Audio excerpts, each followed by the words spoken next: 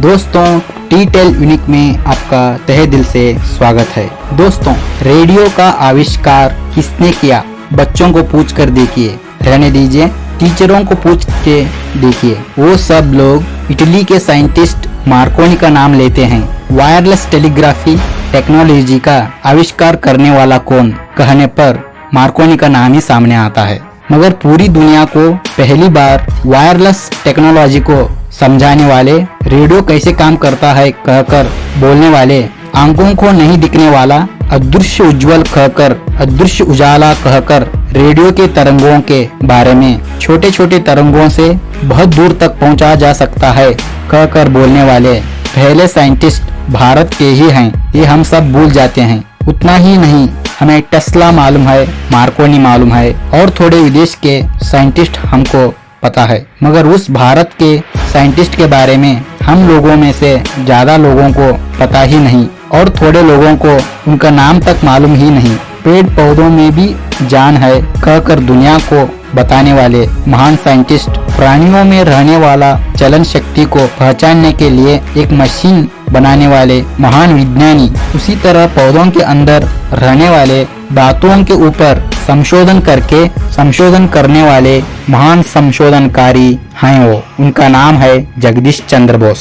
दोस्तों, जगदीश चंद्र बोस जी 1958 नवंबर 30 में पैदा होते हैं। उस वक्त के बंगाल प्रांत से मिला हुआ, आज का बंगाल देश को मिला हुआ मैमन सिंह नाम का गांव में। पिता भगवान चंद्र बोस कलकत्ता में डीएम थे। माँ भमा सुंदरी बोस हाउस वाइफ थी। उस वक्त के अमीर लोग अंग्रेजी भाषा के स्कूलों में सीखते थे। उस वक्त भी आज की तरह स्थिति हुआ करता था। अब भगवान चंद्र बोस जी को अपने बेटे को अंग्रेजी स्कूलों में पढ़ाने के लिए बहुत बड़ा मुश्किल काम नहीं था, मगर भगवान चंद्र बोस वैसे करे नहीं।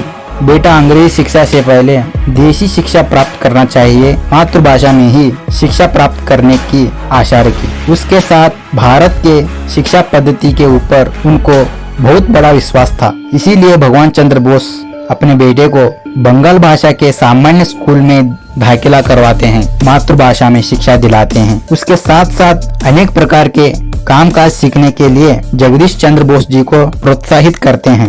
इसके बारे में 1915 के एक कार्यक्रम में जगदीश चंद्र बोस जी कहते हैं कि स्कूल में मेरे बगल के राइट साइड पर मेरे गाड़ी के ड्राइवर का बेटा बैठा हुआ करता था, मेरे लेफ्ट साइड में मछली बेचने वाले का बेटा बैठा हुआ करता था। वो दोनों मेरे बहुत अच्छे दोस्त थे। उन लोगों की, पेड़ पौधों की, पंछियों की, मछलियों की कहानियों को मैं सुनता हुआ बड़ा हुआ हूँ। मुझे इस प्रकृति के ऊपर, इन लोगों के वजह से ही मैं प्रकृति के ऊपर आसक्त हूँ कहकर बोलते हैं जगदीश चंद्र बोस। बाद में कॉलेज शिक्षा के लिए कोलकाता के सेंट जेवियर को आते हैं। वहाँ फिजिक्स डिग्री प्राप्त करते हैं। वहाँ से इंडियन सिविल सर्विस करना चाहते थे, मगर खुद उनके पिता इंडियन सिविल सर्विस में रहने के कारण उनके पिता को पसंद नहीं था। इसीलिए जगदीश चंद्र जी मेडिकल करना चाहते थे, मगर उनके आरोग्य स्वास्थ्य अच्छा नहीं रहने के कारण से इंग्लैंड में यूनिवर्सिटी ऑफ लंदन में डॉक्टर ऑफ साइंस सराकर 1886 में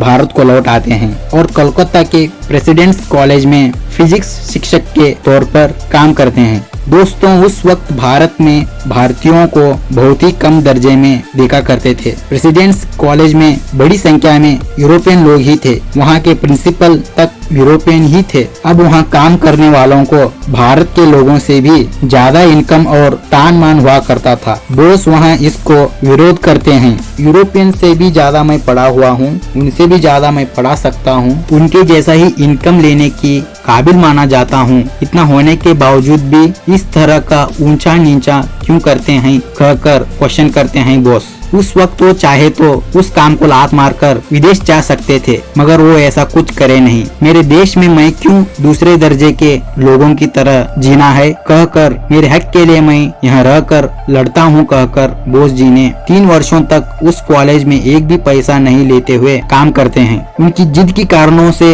उनकी आर्थिक परिस्थिति पर चोट लगी। कलकत्ता में रहने वाला घर को बेचना पड़ता है। आसपास में ही एक घर रेंट में पकड़ते हैं। वहाँ से ही कॉलेज को आते जाते थे। सुबह के वक्त पढ़ाते थे, रात के वक्त अपने संशोधन में लग जाते थे। 3 वर्ष के बाद कॉलेज के और सरकार की हालत नीचे आ गया। बोस जी को बाकी बचे हुए यूरोपियन लोगों से एक समान का वेतन मिलना शुरू हुआ। उसके बावजूद बचे हुए भारत के उपाध्यायों को भी ऊंचा नीचा की बात से मुक्ति मिल गया। इसके बाद बोस जी ने अपने बचे हुए कामकाज में लग गए। रेडियो तरंगों के ऊपर करा हुआ संशोधन विदेश के लोगों के होश उड़ाना शुरू किया। वायरलेस टेलीग्राफी के बारे में बहुत सारे अध्ययन किए। 1894 में कोलकाता के टाउन हॉल में रेडियो के तरंगों के चलन वलन पर प्रदर्शन करते हैं। उस वक्त कलकत्ता के lieutenant governor sir William Mackenzie इस प्रयोग के लिए साक्षी हुआ था।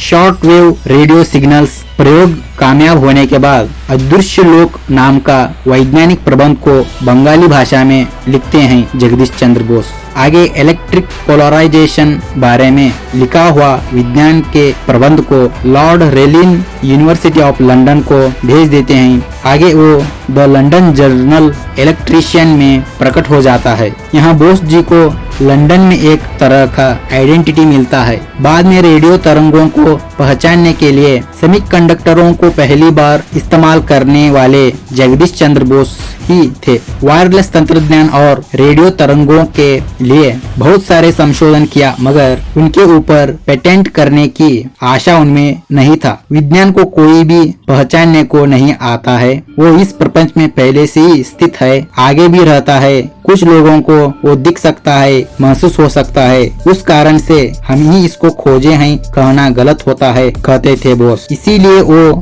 रेडियो तरंगों के बारे में कुछ भी पेटेंट कर लिया नहीं। आगे लंदन में ही 1896 में इटालियन संशोधक मार्कोनी को बोस मिलते हैं। उस वक्त मार्कोनी वायरलेस तंत्रज्ञान पर संशोधन कर रहा था। टेलीग्राफ संशोधन के सर्कस में डूबा हुआ था मार्कोनी को उस कमर्शियल संशोधन को बोस जी ने मार्कोनी को देते हैं। आगे मार्कोनी रेडियो और वायरलेस तंत्रज्ञान को अपने नाम पर पेटेंट कर लेता है। वहाँ कृतज्ञ के तौर पर भी बोस जी का नाम नहीं लिया जाता। उसके लिए बोस जी थोड़ा सा भी बेजार नहीं हुआ और उनके संशोधन को रोका भी नहीं। वहाँ से सस्य शास्त्र के संशोधन में अपने आप को काम में लगाए हुए बोस पेड़ पौधों को भी हमारे जैसे सांस लेते हैं, उनमें भी कोशिकाएं हैं, हमारे तरह ही सभी भावनाओं को अनुभव कर लेते हैं कहकर सस्य रहस्य को दुनिया के सामने रखते हैं। इस बात पर पहली बार विज्ञान का दुनिया उन पर हंसता है, मगर बोस जी ने खुद संशोधन करा हुआ,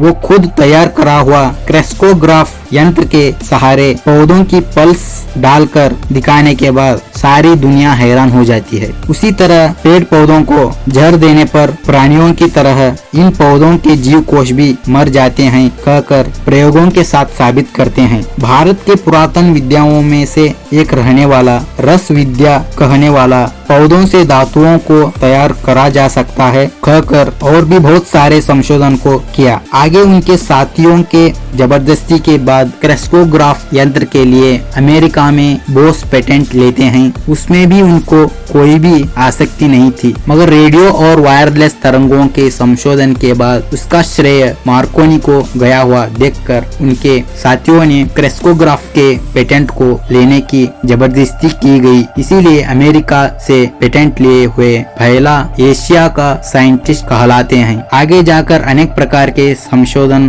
और अनेक प्रकार के प्रशस्तियों के गौरव भी उनको प्राप्त हुआ। 1903 में उनको companion of the order of Indian empire का गौरव प्राप्त हुआ। 1912 में companion of the order of star of India का गौरव भी मिला। 1917 में नाइट बैचलर, 1920 में रॉयल सोसाइटी के फेलोशिप देकर गौरवान्वित किया गया। बोस जी बहुत सारे वैज्ञानिक किताबों भी लिखे हैं। भारत के ये विज्ञानी अपने 78 वर्ष में नवंबर 23, 1937 में गुजर गए। दोस्तों, उस वक्त जगदीश चंद्र बोस जी ने ही आविष्कार किया हुआ रेडियो तरंग ही आज हमें radio, telephone, TV, internet, wifi और भी अनेक सेवाओं को प्राप्त करने की सौभाग्य प्राप्त हुआ है। वैसे ही सेमीकंडक्टर जैसे डिवाइस की ऊपर सारी दुनिया इस पर निर्भर है। इस सेमीकंडक्टर को पहली बार इस्तेमाल करने वाले हमारे